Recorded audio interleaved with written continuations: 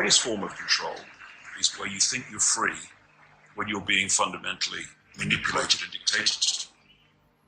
One form of dictatorship is being in a prison cell and you can see the bars and touch it. The other one is sitting in a prison cell but you can't see the bar, you think you're free. What the human race is suffering from is mass hypnosis. We are being hypnotized by people like this.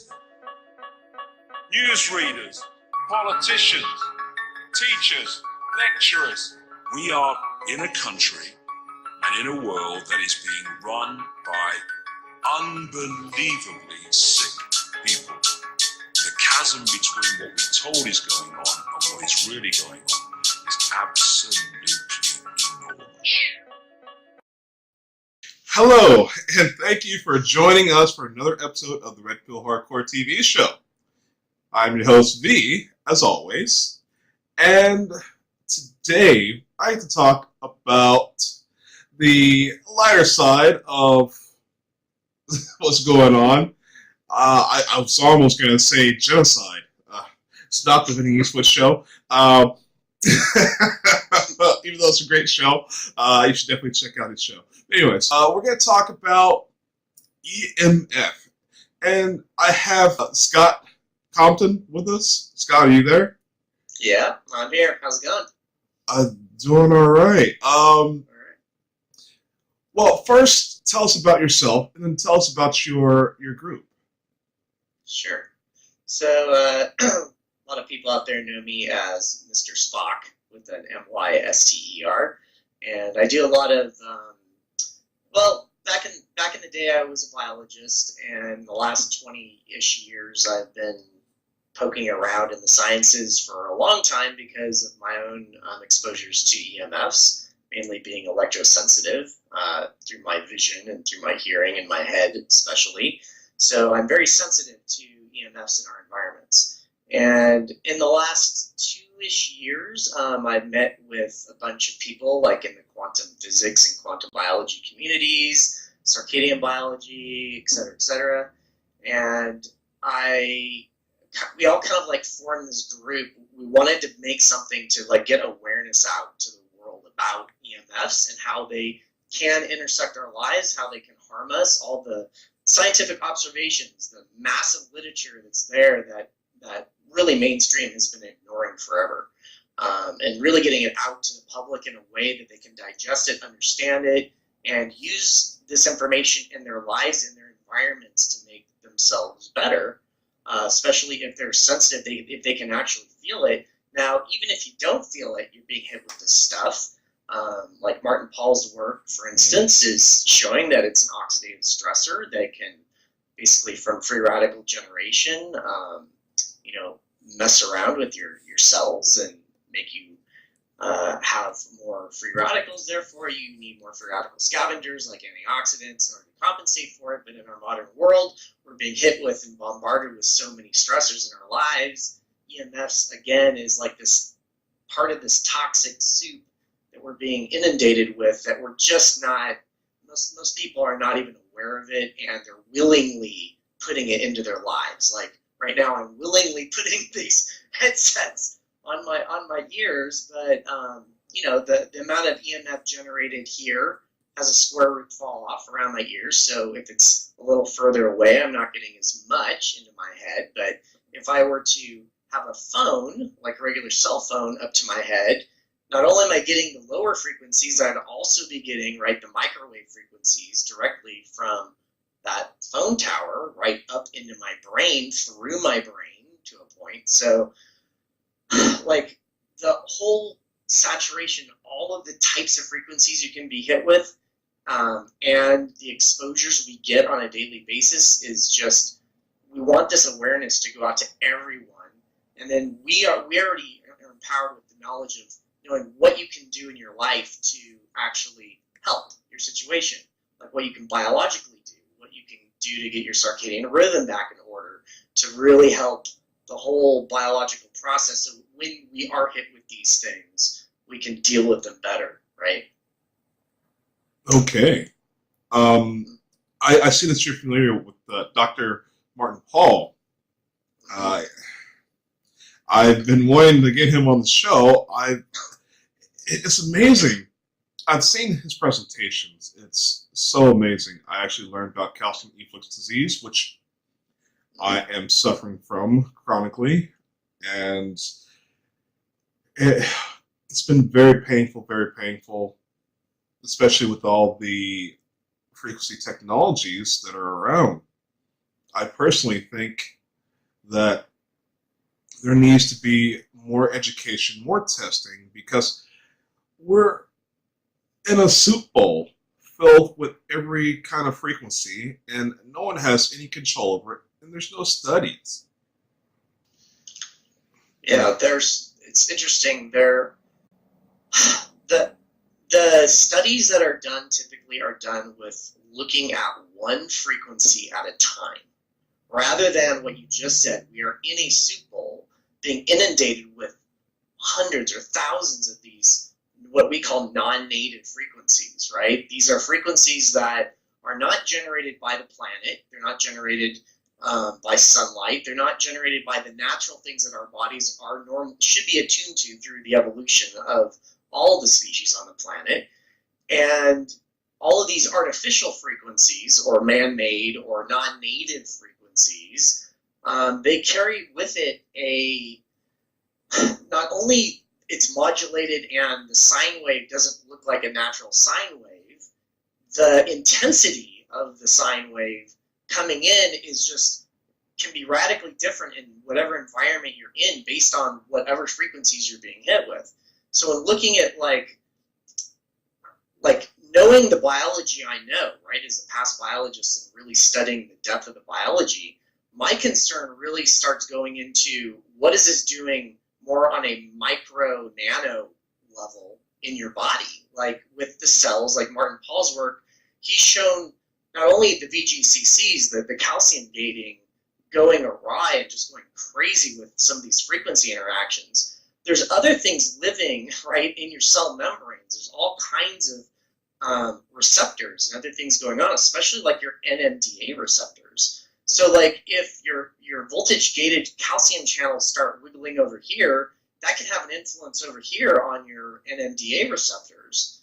And your NMDAs like control a lot of your neurology. Like that's like where glutamate like comes in and is like a lock key mechanism that allows the turning on of some of parts of your neurology. Like glutamate, like glutamic acid is the most common amino acid in all of nature, which the salt version makes glutamate, and glutamate is like a chief neurotransmitter in your body, and these are binding to the same places by the VGCCs.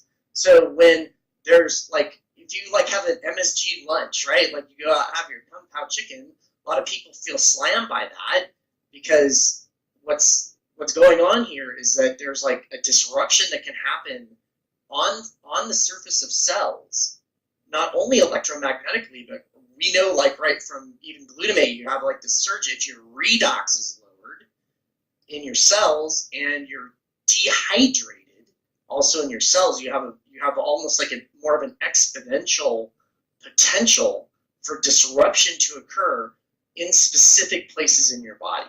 So for me, like in the last 20 years of my life, those disruptions are through my vision, through my eyes, and in my retinal tissues. So I get more electrosensitivities back here in my eyes and my vision. I can actually kind of see what's going on when I'm actually hit and slammed with some of this. Most people will have tinnitus, right? They'll hear things. They'll hear odd things. They'll have this constant hum going on. People feel pins and needles and prickles, like especially when they go by a cell phone tower.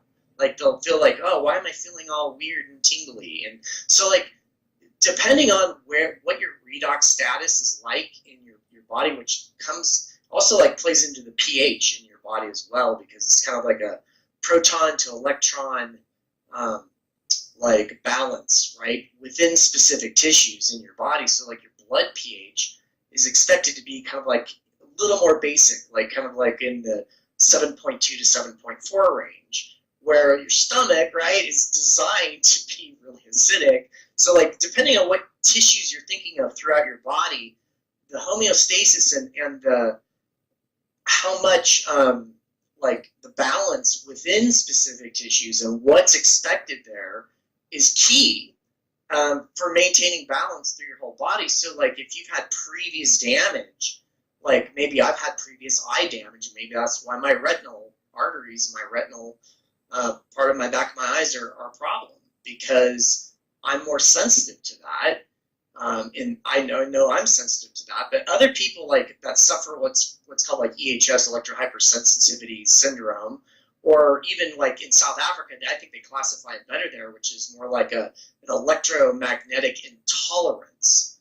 So like it's almost like if you think of the autism spectrum disorder, it's like all humanity is suffering from this spectrum disorder of EMFs into our lives, and we're experiencing them in different ways. And a lot of us aren't actually putting and connecting the dots, and we're not putting two and two together, that I'm spending 7 hours a day sleeping in this room with a smart meter right behind it on the back wall, and these frequencies are pounding through my body as my body's trying to regenerate when I'm sleeping at night. So the circadian timing and just all these biological mechanisms play so much of a role through when we're being hit with these things. Knowing all that information can really help mitigate like what's going on internally in your body as well. So that's hopefully what I can help share with you guys today, because until our governments and like world leaders actually come out on this issue and say, okay, there's another toxin you are all being exposed to, and you've been exposed to it even pre-Tesla. I mean, I would say even from the telegraph all the way up, humanity has been exposed to this stuff, from the lower frequencies especially. But now, like, it's higher frequencies, it's in our lives since about the year 2000 and on. Everybody's using a mobile device. They're willingly putting it up to their heads and their bodies, using it 100 times a day, looking into even the pulsed blue light, the visible light that's coming off of this stuff is also a problem. For oxidative stress, it's not just the microwaves, it's not just the radio frequencies, it's not just lower frequencies. You can look at the entire electromagnetic spectrum and see how we're disturbing it and altering those frequencies. And the alteration of them is really at the root of our signaling systems. The erroneous stuff that we're getting just like causing a lot of disruption all the time through the cells in our body.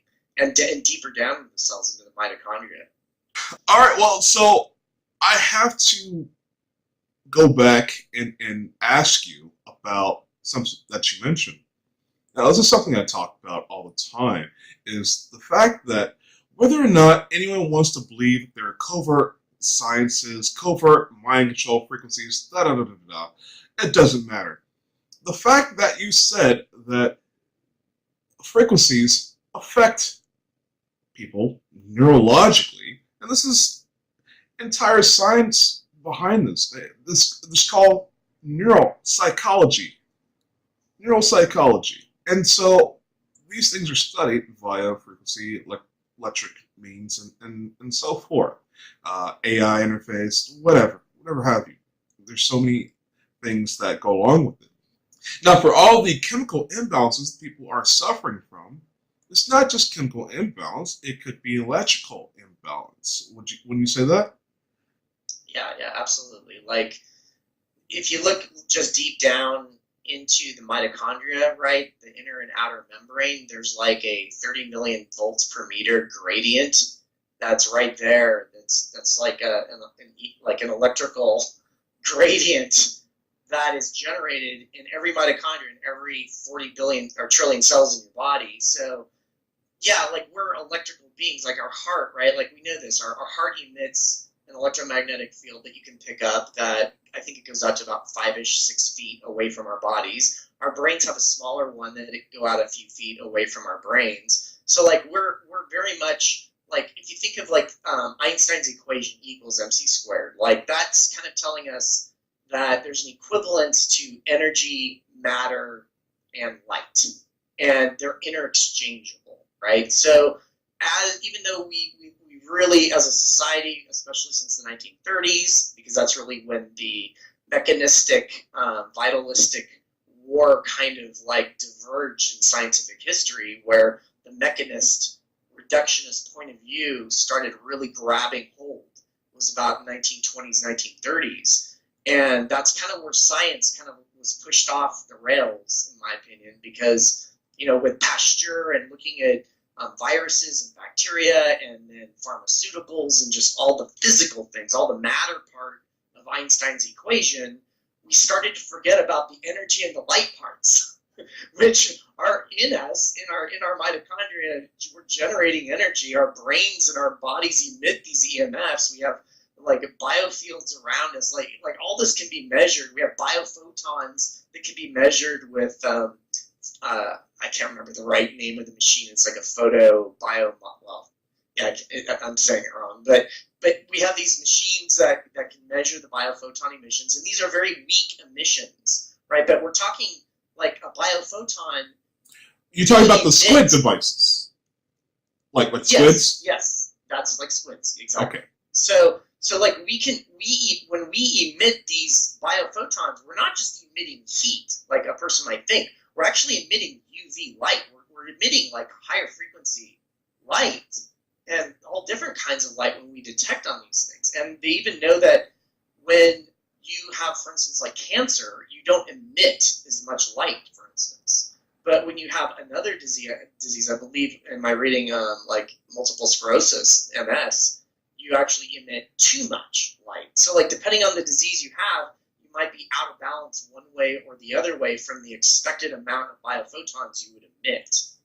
That makes sense. So there's all kinds of really cool, right on the fringe of scientific observation into almost spiritual, like where back in I think the 1980s they did a test where they had people concentrating to heal with their hands, and they had again like a squid-like machine to pick up what was happening around the fingertips and the hands, and sure enough you can see the biophoton emissions when a person was healing, where more energy was coming out, more light was actually being generated out of the hands of these so-called healers. It's very interesting how, like obviously for credibility, scientists won't actually want to go down that rabbit hole too far, because it will like start bumping at their credibility if they start going a little too far with, oh, is this really healing or not? But really, when looking at healing systems, regeneration in the body, the electricity, the light form of things going on in us, like we can analyze and record this and look at machines and see what's going on. So it is scientific observation. It's just that we have almost trained ourselves out of, as a society, to only think in matter and not in energy and light, because energy and light goes a little too woo for everybody, right? Well, I can definitely qualify what you're saying, especially when these wave particle physics theoreticists, they want to say, oh no, matter is particle, no wave. Well, no, it's matter is a particle whenever it's focused, whenever you focus on it. The potential, this is the wave slit experiment. Double slit. The double slit experiment, correct. And so, once you put your observation on the wave, it will focus in an area to where it ends up in a certain spot. Now, our thoughts are the influence, because, it's magnetic when you think about it. Just like whenever you think about something, you pray about something, you can manifest things to happen the way you want to. Like, say having a positive attitude or a magnetic personality. So actually intention is very, very strong. Like it goes into a lot of different scientific literature, even from like the pairs experiments at Princeton, where there's potentially you can focus on a machine and have an alteration on the randomness of what can happen, what normally we would expect to happen if we just let like the dice roll or the cards flip. That you would expect a certain outcome over a really long period of time. But like, for instance, in Princeton, they did experiments for like something like a few decades there, showing kind of the opposite. When you actually focus your thought, you can actually alter outcomes, right, with your intention. it's almost like goes back to the old saying, like, you better be careful what you wish for, because like it could work the other way. You want to make sure to try to keep a positive attitude. Don't focus on the negative, because it's almost like a self-fulfilling prophecy at that point. And science itself, scientific observation, like, can help back up that claim, even though we kind of intuitively think it's almost like fantasy land to even go down that rabbit hole again. It's not. Like, we see, you know, like, that's why there's like remote healers, for instance, and people that like prayer and things like this that will, when you get a bunch of people focusing on a specific intention, it can actually like weight the outcome potentially with the experiments shown, like even right at Princeton. So it's not like the information is buried to the public. It's just a matter of finding where the information's at and then making your own analysis of how the science was conducted. Absolutely. And we have to take a quick commercial break and enjoy, well, I should stop saying enjoying the segments, because my segments are pretty brutal. So, watch the segment and we'll be back.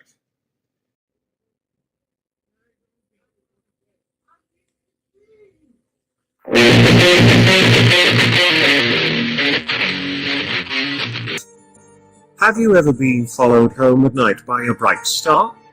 UAV drone. Have you ever felt like you are being watched? Energy spectrum surveillance. Have you ever heard a buzz in your brain and ringing in your ear? Satellite EEG brain entrainment. Have you ever felt like someone is reading your thoughts? Remote neural monitoring. Have you ever heard voices in your head that were not your own? Voice to skull. Have you ever heard these voices repeat themselves unending? Synthetic audio harassment. Known someone driven mad by the voices till they killed people? CIA, NSA on shelf shooters. We are just people. We are brothers and sisters, fathers and mothers. We are young and old alike. We come from every walk of life and every corner of the world. We are just people. Yet, through all of our diversity, we have found common ground. We stand united as one and divided by zero. The Red Pill Hardcore exposes the truth with the answers. Hello, I'm V from the Red Pill Hardcore TV show, and I'm here to deliver a message to you. I am standing up, and I think you guys should stand up too. What are we standing up for? Clean air. The New World governments have been spraying aluminum, strontium, barium, all kinds of nanoparticulates, salts, heavy metals, and we are losing our environment. We have trees with aluminum toxicity. Our wildlife is disappearing, one species at a time. We have weather warfare weaponry. If there is anything such as global warming, well, we have ionospheric heaters that's dramatically bombarding our atmosphere. All this damage can be done to the environment by these nanoparticulates being sprayed into the atmosphere. We know that it's causing respiratory issues. We know that it's causing autism. We know that it's causing Morgellons, the transhumanistic disease. What else is it doing? I think it may just be altering our minds. Watch my movie, and then you decide.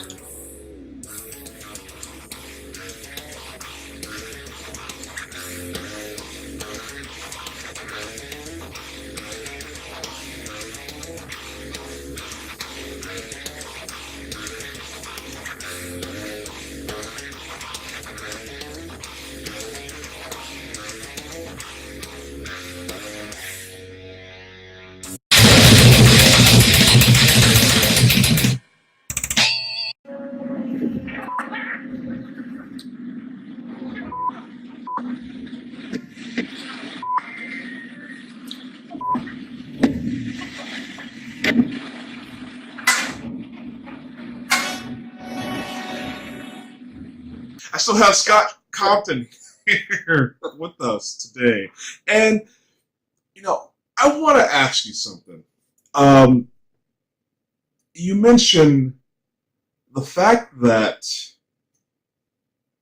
people emit certain auras. I want to go ahead and call it auras, but we have different magnetic fields. There are devices, scientific devices, that show our auras, and some, I don't know what they call them, spectrometers, something like that. But they show auras that life forms put off. Now, people with different illnesses put off different energy, as you stated. And with that said, wouldn't that also imply that people with these different energies being put off are being affected by external energy to make them that way? Yeah, that's a really interesting hypothesis, and I wouldn't.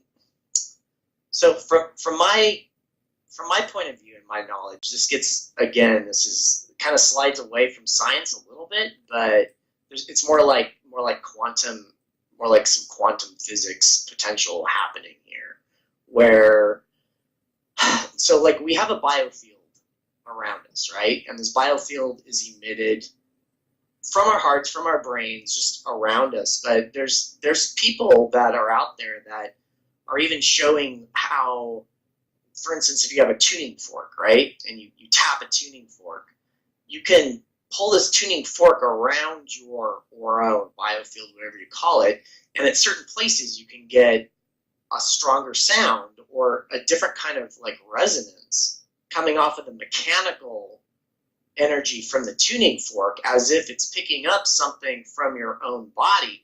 Now this makes sense scientifically, because if you think about like the Earth itself, and we have an ionosphere, and we have like this from the surface up to it, right? Lightning's generated through the space, and then if you were to, let's say, take a giant tuning fork through the Earth, you should expect some differences based on the energy moving through this field. So almost as if the human body is also generating this very ultra weak field around us. Of course, it takes really strong equipment to pick up the biofields that are around us, but it can be done. Same with the biophotons. So if you have, let's say, like a tuning fork, and you move it through the space, and it's actually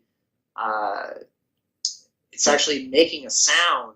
There are actually certain therapies that people are trying now, where they're taking what they think is some stored, almost like a computer hard drive, like some stored information that's been part of yourself that's being put out there, and you can actually alter it and pull it in and have your body kind of like reestablish and heal itself when your own body knows that it's putting out this part of your field. It gets woo-woo real fast, but it's really intriguing to think that, well, wait a minute, this is real science. We know we're emitting these biofields, so could there be information, just like, water storage of water memory, as we know, there could be EMF memory happening. And then for your question, what happens when I'm just living my life close to this other energy emission source that's pounding my body, interacting with my biofield? What's happening there? Is it actually helping things? Is it harming things? Like I would say that part of the equation might matter to a point, but what we know biologically is that we're creating oxidative stress, we're maybe degrading myelin, we're harming our gonads, and we're making less sperm, we're potentially, in women in their ovaries, we're harming their next lines by this radiation hitting them. And also, I think where the science is going in the next few years, maybe the next 10 years, is really all the mitochondrial intersections with the EMFs. Like that's what really needs to be known, in my opinion, because we already know what's called mitochondrial heteroplasmy from Douglas Wallace, where if the number of mitochondria in a cell are more damaged, then disease shows up. So like at a certain percentage of your mutant mitochondrial DNA, versus your regular DNA, your mitochondrial DNA, if those mutants are more prevalent in a cell, then more disease expression could potentially happen in that cell. And these are like, what he discovered was more the neurological diseases, cardiovascular, metabolic diseases, and some of the cancers. So we're talking like 40, 50, 60 diseases that are already like, we're looking at when the mitochondria become damaged. And women specifically, because our mitochondrial DNA, like aside from our nuclear DNA, our mitochondrial DNA is passed down through the maternal generations. So all it takes is one generation to zap women, like in schools with Wi-Fi systems or with, under whatever frequencies that are disrupting and harming, but like we are putting devices like close to the body into the hands of many people now in this generation. And it's almost like self-exposure, like by the addiction aspect of the blue light or the screen light frequencies, now they're putting it on their devices and they're using this as a daily tool. Like over the course of years, this may be the lowering of the energy efficiency in cells. This could be one of the main mechanisms, I believe personally, that is going to be zapping our mitochondria. Now, we don't have the science yet showing the direct connections because, this is all so new. But I really do think that the mitochondria are more fragile. It's a circular DNA form. It's not like bound up in chromatin like our nuclear DNA, so it's more exposed. And it codes for a lot of our energy processes through our body. So the mitochondria are where it's at, and like protecting it and boosting the health of the mitochondria is what society is going to be doing 10 years from now if we're all still saturated in these EMFs. Yeah, well, cancer is on the rise, so is infertility, so is a lot of things that shouldn't be. So I want to know more about your group, the EMF Warriors. You said you had some information that you want to talk about, and especially if you have any members that you want to point out. So we've been around now for a year and a half, and in a very short period of time, we like blasted past 10,000 members at the end of this last year, and we're already up to 15,000 members, and we're growing exponentially because, and it's like kind of sad that we are, I kind of lament at the fact that we're growing so fast as a group, because it shows us how the entire society right now is waking up. Like we're way more mainstream. We have a lot of mothers and parents, and like I'm a father myself, and we see like the impacts. Once you know enough about this issue, we see the impacts in our own homes.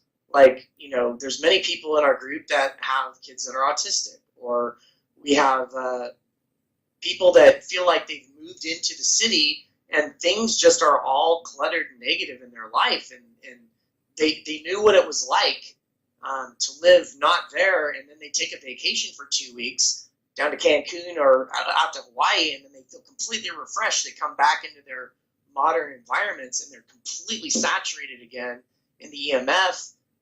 Some of them actually might buy some meters, go check around and realize and confirm their suspicions that they're being saturated in this stuff. So that's why I kind of lament what's going on, because in a way, I don't want to see my group grow so much, but it has been.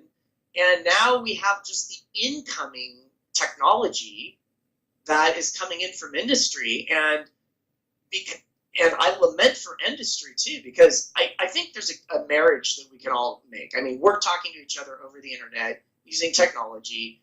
We love our games, we love a lot of the things and how we use it, but we want to, just like anything in life, when we use any tool, we want to be safe with the tool. We're not going to go take a chainsaw out into the forest and just willy-nilly just swing it around. We're going to know that, okay, it's a tool. We have to respect the tool. We have to use it in a certain way and minimize our exposure to potentially damaging ourselves. So that's how I see the EMF issue. It's just another toxin, but it's a toxin that in our modern day, I call this in a lot of my blogs, it's like we're living in the new Wild West, where everybody's just like firing these EMF bullets everywhere. And no one is aware of it because they're invisible. They don't know what they're actually getting in their own environments. And other people could use these tools to actually control people or to manipulate people without them knowing. I mean, to go a little deeper on the politics, I will for a minute here. Like, we heard last year that there were these sonic attacks down in Cuba. And now, like this last week on CNN, it was reported that there's these sonic attacks in China. So, like, they can call it whatever they want, and maybe it is actually sonic. Maybe it's a certain frequency they're monitoring in sonic, but it could just as well have been microwave. It could be radio frequency of a different sort. It could be whatever frequency anyone wants to use to try to, like, gain whatever power they want over another person. But again, it's a tool. We don't have, like any tool, you can use a knife at like a surgeon to heal somebody, but you can use that same knife to harm someone. And with EMFs, it's the same way. It's like we have to like get the message out to society. We have this amazing tool. We can use it for good. We can use it for our technology, but we have to marry it with the safety aspects. We have to say, we have to admit that it can harm humans biologically. It can maybe interact with our biofields. It can do all these other things. It can, like I was saying earlier, can zap the next generation if you put these devices like up to your gonads, especially if you're a woman in your next mitochondrial line. So I'm concerned that industry will never, like, you won't ever get a major company to ever come out to say, okay, we recognize it's harmful. We're actually going to make our technology more EMF safe for the public. But the moment a company does that, they are now being the targets of all the other companies that are saying, what the hell are you doing? You're revealing our plan that we've had in place now for whatever number of decades. So unless you get like a really major, like a really big company that is really in control of things to come out, because they won't care what the smaller companies say, then they might actually finally admit that maybe there's something that we need to do as human, like all of humanity, to help the world against this toxin that nobody wants to talk about, that's always buried in the media, and the media themselves are using that tool 24/7 as the media to do what they need to do. So it's like this, like, it's going to take a grassroots movement like EMF Warriors, like all these other, like, it's not just us. There are multiple groups, not millions, but multiple groups that are forming all around this issue now. And I think we're coming to a point here in the next year or two, especially with 5G rolling out, and it will be, the exposures to people will be so normal and so day in and day out that I think we're going to see an exponential rise in disease, and people may start actually just connecting the dots on their own. It's like, oh, I moved into this smart city. I'm inundating myself in this. I leave my Wi-Fi router, like all these things on at night when I sleep during my regeneration cycles. I've been waking up doing this for like 3 or 4 months, and I'm just under the weather and getting migraines all the time. I'm feeling terrible, and like they might notice that when they go on vacation and come back, or when they are just like they happen to not be around the technology as much. They take what we call a technology fast. Then they might find that suddenly they feel better for those next few days, and then it hits them, and then it's experience at that point. And then you get enough people with enough experience that realize they can circumvent all the day in and day out pain if they're feeling it. It's going to be a movement that will be probably the next big thing that society will see in the coming years. This is what we're talking about now. We're kind of getting a glimpse of what's to come. Absolutely. Well, we're coming down to the end of the show. I would like for you to plug anything you would like to let us know about. Any events, any books, anything like that. You mentioned a blog. Yeah, well, we do have our own website. It's emfwarriors.com. And every 2-ish weeks or so, we put up a blog. The latest blog we did was great. It was a way that you can use like a double body voltage process to measure the body voltage in your body and how much you're getting from your environment. So like for some of the lower frequency fields, some people are actually around electrical fields a lot.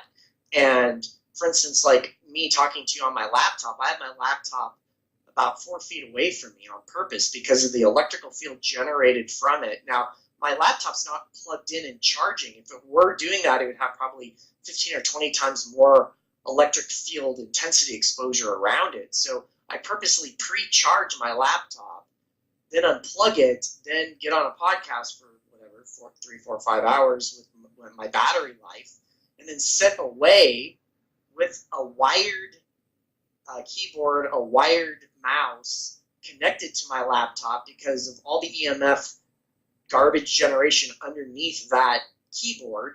I don't want to expose myself to it. So I just have this nice wired connection a good 4 feet away from my laptop, and I don't get any electrosensitivities from it when I do that. So that's, of course, why I do it. There's all kinds of things like that we talk about at EMF Warriors on our Facebook page.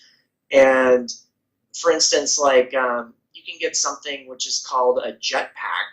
I think Verizon even offers it, where you can, I'm advertising Verizon, imagine that. What they do is there's like a Wi-Fi, like kind of like a Wi-Fi router that you can get, and then what a lot of people are doing now is they'll take an Ethernet cord, and if they're, let's say, out in the middle of nowhere and they want to get internet reception, but they can't plug into anything, they'll take this like jetpack with them, but then they'll have like a 100-foot Ethernet cord that they'll plug into like kind of like a system I have, so everything's hardwired, and then because they're 100 feet away from the router, that square root fall off distance away from that microwave emission source is so little, they're not getting, again, any of the frequencies into their bodies. So we talk about like all these ways and all these hacks and all these different things we can do, to get people away, their bodies away from all the EMFs around us.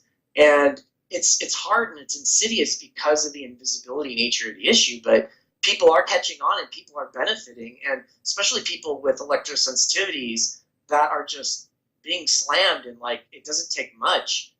They need to heal the most, right?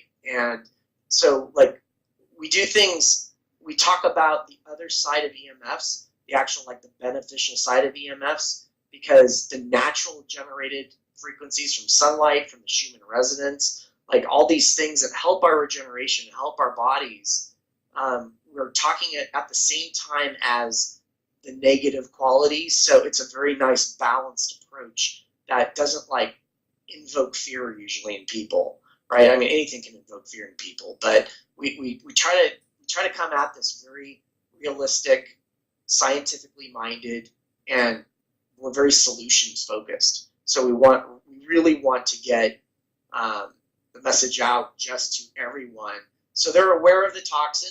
They minimize the toxin just like you do with your aspartame or your sulfuric acid. Anything that's a toxin that you know is a toxin, you naturally just stay away from. EMFs is another side of this, but because it's around us so much and it's invisible, we don't know we're getting it. Absolutely. And people, please visit the website, join the group, get educated. And I definitely really, really wish people would share. Not just share the episodes, share all the knowledge, share in the movement. Okay? Because we're all affected by this, whether you know it or not. And so, with that said, I want to thank you for coming onto the show. Yeah, thank you, V. Yes, ladies and gentlemen, Scott Compton, and thank you all for viewing this episode of the Red Pill Hardcore TV show. And please, catch me next week.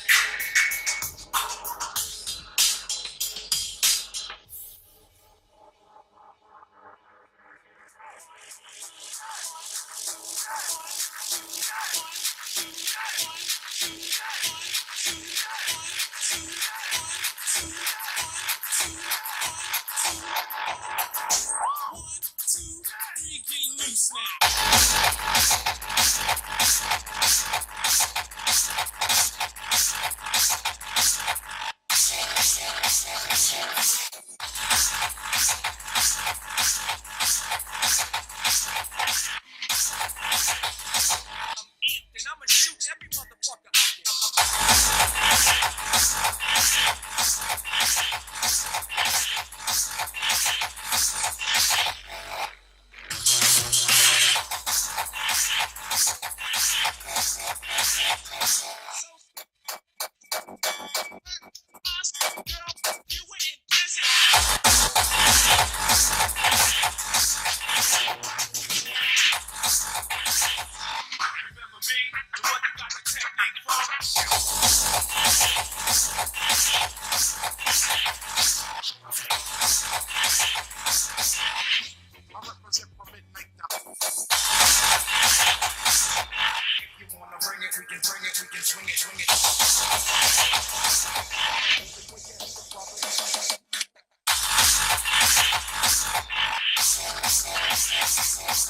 there.